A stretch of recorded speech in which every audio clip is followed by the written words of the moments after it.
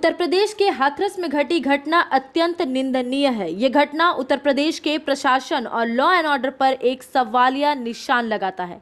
हाथरस की घटना में पुलिस द्वारा जो लीपापोती का कदम उठाया गया, उसे लेकर देश की तमाम विपक्षी पार्टियों ने सत्ता दल के खिलाफ मोर्चा खोल दिया है। पश्चिम बंगाल में भी ममता बनर्जी के निर्देश पर हर जिले और ब्लॉक स्तर पर तृणमूल कांग्रेस द्वारा इस घटना तथा यूपी सरकार के खिलाफ विरोध जताया जा रहा है। आसनसोल के अग्निकन्या भवन में शनिवार को राज्य मंत्री मलय घटक, मेयर जितेंद्र तिवारी, विश्वनाथ पेरियाल तथा हरिओम सिंह ने इस घटना को लेकर यूपी सरकार की घोर निंदा की। मलय घटक ने राज्य के भाजपा नेताओं पर तंज कसते हुए कहा कि टीवी पर ये नेता बड़ी बड़ी बातें करते हैं, पर उत्तर प्रदेश की इस घटना पर उनके क्या वक्तव्य हैं। योगी सरकार इस घटना की सच्चाई को लोगों के सामने नहीं लाना चाहती। कि वहां से काका हाथरसी जो हंसी का हाथों की कविता लिखा करते थे, काका हाथरसी के कारण हाथरस कवि मशहूर हुआ करता है। काका हाथरसी से किसी ने कहा कि काका जी, काकी के बेलन का भार बताइए, तो हाथरसी ने लिखा कि हाथरस आइए, भार और मार दोनों देखते हैं। ये माहौल हुआ करता था उत्तर प्रदेश का।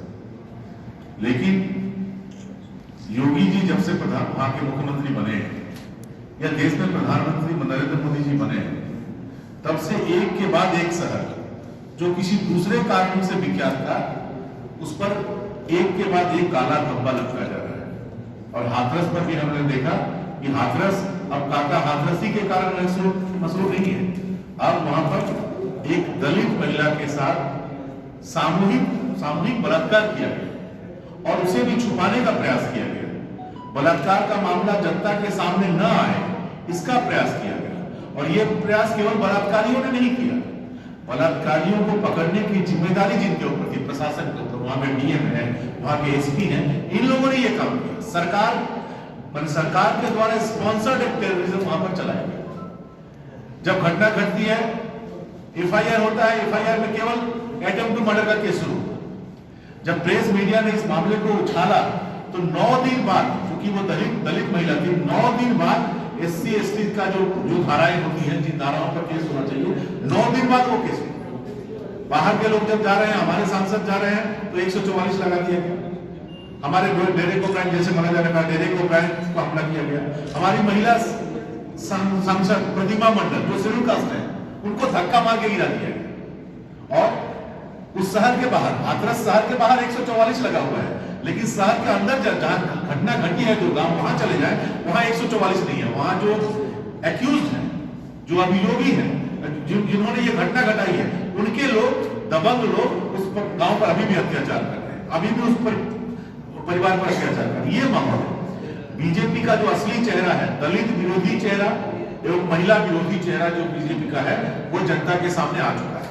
उसको वो लोग एक बाहर से एक आवरण के अंदर आबद्ध रखने का प्रयास कर रहे थे, लेकिन जनता को यह पता चल चुका है कि ये बीजेपी दलित विरोधी है, ये बीजेपी महिला विरोधी है। कंगना, अभिनेत्री कंगना जी के साथ कोई घटना घटती है, उसका विरोध होता है। कंगना का अंगना सजा सवारा रहे, हम लोग कोई आपत्ति नहीं है, लेकिन कंगना जी के बारे में आप इतने चिंता जब करते हैं, तो एक दलित महिला पर जब इस तरह का पाशविक अत्याचार होता है, उस समय आपके मुंह से कोई आवाज नहीं। कुवैत के जो साहब हैं, उनका जब निधन होता है, तो हमारे प्रधानमंत्री जी ट्वीट करते हैं, दुख व्यक्त करते हैं। लेकिन हमारी देश की एक बच्ची, शेड्यूल कास्ट फैमिली की बच्ची, उसके साथ सामूहिक बलात्कार होता है और उसके परिवार वालों को बिना बताए उसका अंतिम संस्कार कर दिया जाता है। ऐसे समय में प्रधानमंत्री जी के लिए एक शब्द का ट्वीट करके दुख व्यक्त करने का समय नहीं है। किस ओर ये जा रहा है हमारा देश, किस ओर जा रहा है हमारा ये समाज। ऐसी अवस्था में राज्य की मुख्यमंत्री ममता बनर्जी, हमारी पार्टी की सर्वनेत्री ममता बनर्जी, हमेशा उन्होंने अन्याय के खिलाफ आवाज उठाया है।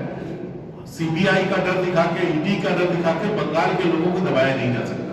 बंगाल की जो मिट्टी है, इतनी उर्वर मिट्टी है कि बंगाल संग्राम का जन्म देती है, और बंगाल के लोग ऐसे अत्याचार के खिलाफ चुप नहीं बैठ सकते। इसीलिए हमारी पार्टी ने ये जो निर्णय लिया है कि बीजेपी का ये जो बेनकाब हो गया है, बीजेपी और ज्यादा इन्हें बेनकाब करना है, और इनके कथनी और करनी में जो अंतर है, इनका दिखाने का दांत अलग है, खाने का दांत अलग है। वो इनका दिखाने का दांत अब जनता उससे भ्रमित हो चुकी है।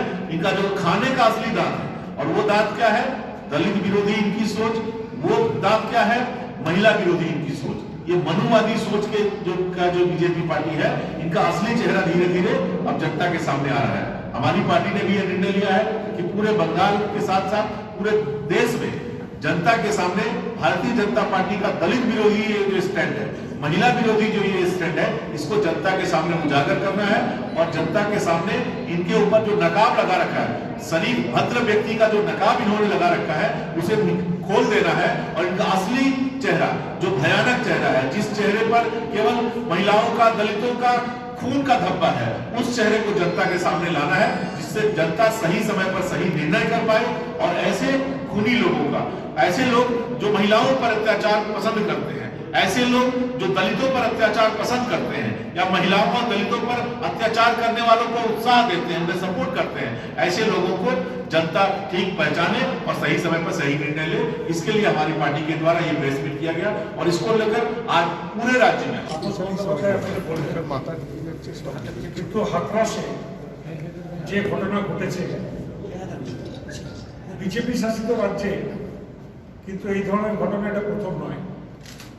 কিন্তু হাতরাসে আজকে এটা প্রমাণ হয়ে গেছে যে এই ধরনের ঘটনাগুলোকে বিজেপি শাসিত রাজ্যে কিভাবে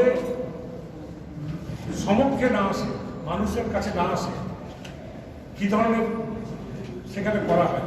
আজকে প্রেস মিডিয়া ঢোকা সেখানে বারণ, বিরোধী দলের এমএলএ এমপিদের ঢোকা বারণ, 144 ধারা জারি করে কোভিড-19-এর সুযোগ নিয়ে সেখানে বিরোধী দলের কোনো নেতা যাতে ভিকটিমের ফ্যামিলির সাথে যোগাযোগ করতে না পারে, না যেতে পারে, তার জন্য আমাদেরও দলের যারা এমপি, ডেরেক ওব্রায়ান সেখানে গেছিলেন, আমাদের 3 মহিলা এমপি তারা গেছিলেন, কাকুলি ঘোষ দস্তিদার থেকে শুরু করে, তাদেরকেও সেখানে ঢুকতে দেওয়া হয়নি। এবং যখন ঘটনার পরে সেই গ্রামের থেকে একটা বাচ্চা মেয়ে গ্রামের বাইরে এসে প্রেস এবং মিডিয়ার কাছে সাহায্য চায়, যেই ঘটনা ঘটছে গ্রামের মধ্যে, তখনও সেই প্রেস মিডিয়া ঢুকতে পারে।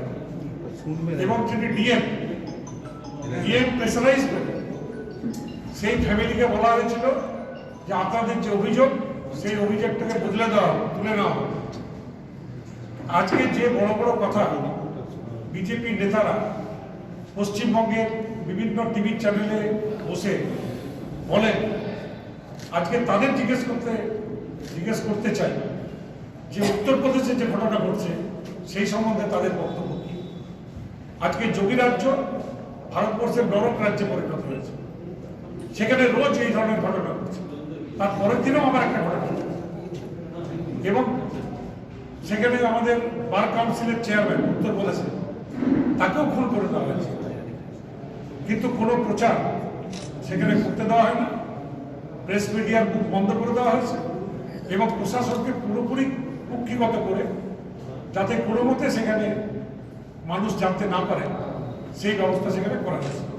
এমনকি পোস্টমর্টম রিপোর্টেও মেয়েটিকে যে ধর্ষণ করা হয়েছে সেটাও সেখান থেকে আমিষ করে দেওয়া হয়েছে, সরিয়ে দেওয়া হয়েছে।